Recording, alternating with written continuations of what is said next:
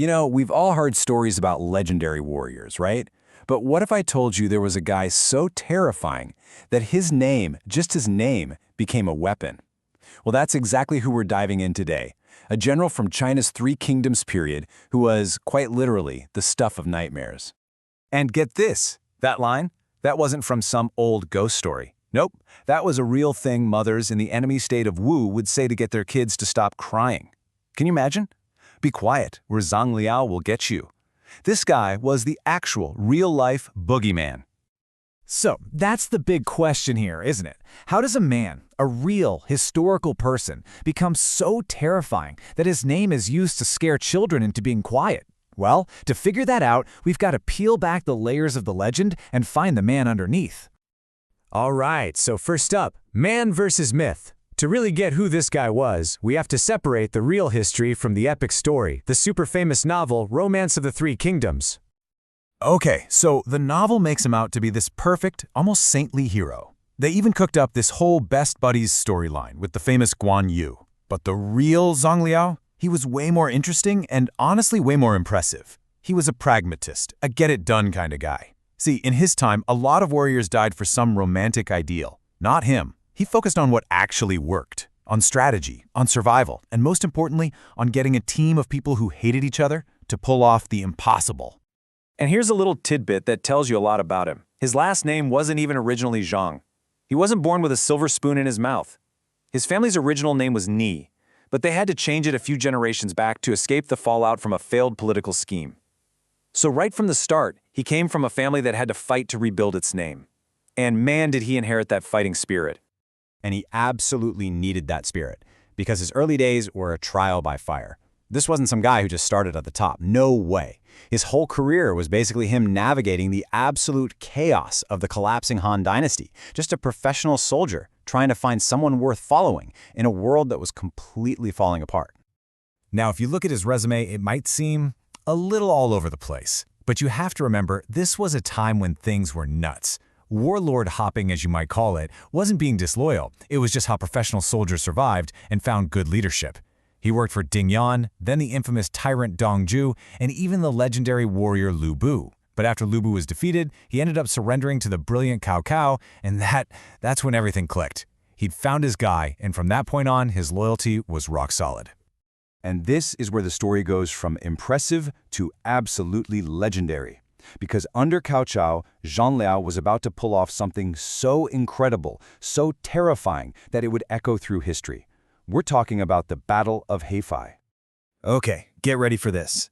The attacking army, led by his rival son Quan, 100,000 strong, a massive, overwhelming wave of soldiers. And the number of guys defending the fortress of Hefei?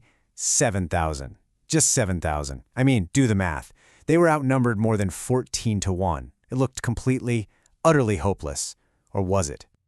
Oh, and if you think that's bad, it gets so much worse. Not only were they ridiculously outnumbered, but the three generals supposed to be leading the defense, Zhang Liao, Li Dan, and Yu Jin, they couldn't stand each other, like they actively did not get along.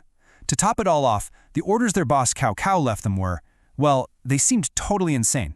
Basically, when the giant army shows up, right out and punch him in the nose. So, as you can imagine, the other two generals were like, "Are you kidding me? That's a suicide mission."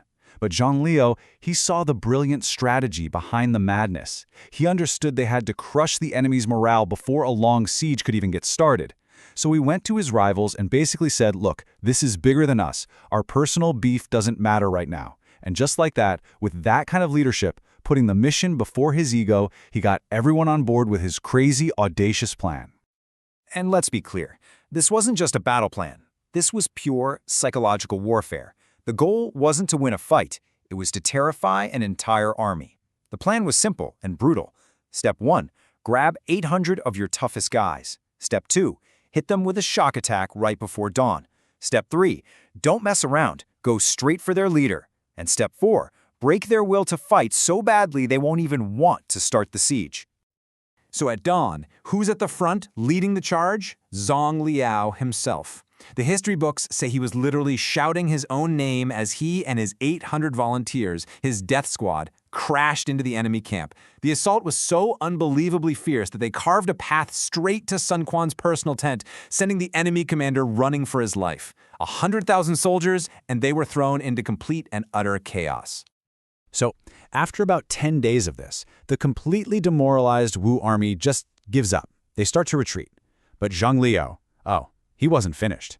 As they were leaving, he hits them again, ambushing them at a bridge. This final blow was so brutal they almost caught Sun Quan himself. The guy literally had to jump his horse over a broken bridge just to get away. That's how close it was. So yeah, the Battle of Hefei is what made him a legend. But here's the thing, a reputation like that, this legacy of pure terror, it doesn't just come from one good day at the office. This was just the most famous example of a career that was all about bold, decisive moves. Hefei wasn't a one-off thing, not at all. It was his signature move. Years before, at another battle, White Wolf Mountain, he did almost the exact same thing. All the other generals were hesitating, scared of this huge nomadic army. Zhang Liao, he saw a chance to win with speed and shock. He pushed for an immediate attack, led the charge himself, chopped off the head of the enemy chief, and basically won all of northern China for his boss in a single afternoon. That's just who he was. So while his enemies were having nightmares about him, his own side pretty much worshipped him.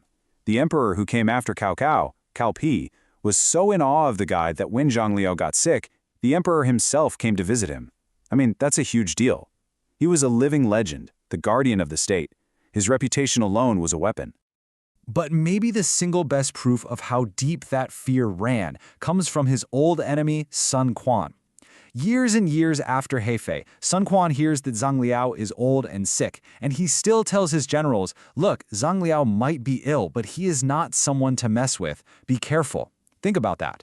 The psychological damage from that one battle was so intense that even a sick, aging Zhang Liao was enough to terrify his greatest rival. And that really leaves us with one big question to chew on, doesn't it? Zhang Liao's whole life story really makes you wonder, what's more powerful, a massive army of 100,000 soldiers or the pure, terrifying will of one person who simply refuses to lose?